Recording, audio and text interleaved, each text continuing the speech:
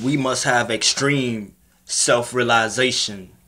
We must not anticipate for others to have a certain level of realization of our strengths or our values or our intelligent abilities or our greatness, in other words. If we don't have that recognition of ourselves primarily first, then we must not anticipate other people to have that recognition of us. We must be the example of how other people should recognize us. But first, we must recognize it within ourselves. And so many times we often feel like we need to talk to somebody. We feel like we need to be, doing this or doing that, or no matter what it is, it's all just showing us what we need to recognize within ourselves, which is our greatness and our value.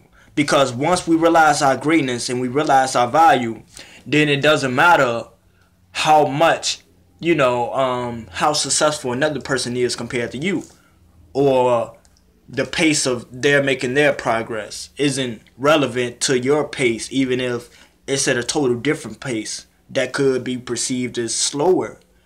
If B, it is what it is, because when you're valuable and you understand that you're valuable, then you understand that whatever pace you're moving at is necessary for your existence, for your presence, for your valuable essence in existence. So, with that being understood and overstood, then we should know that we must not seek to find ourselves within other people or within outside things, and seek to find ourselves within ourselves, because no matter if we want a job, if we want money, no matter what it is, we want ourselves, but in something else. But it's all bringing us back to realizing ourselves. It's all about self-realization. And we must have extreme realization of our extreme importance, and know that we are extremely genius, that we are extremely confident, that we are extremely self-important.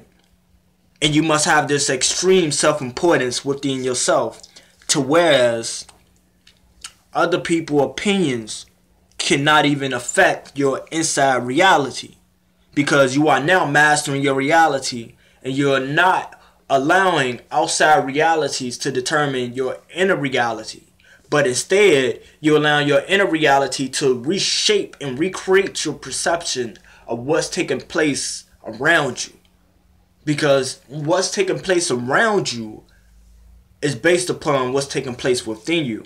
Because what's taking place within you will determine how you perceive what's taking place around you. So the key is realizing self and realizing your greatness within yourself. We don't fear other people. We only fear our strength. We have been conditioned as a people to have a false, inaccurate perception of who we are. So therefore, we've been conditioned to think little of ourselves.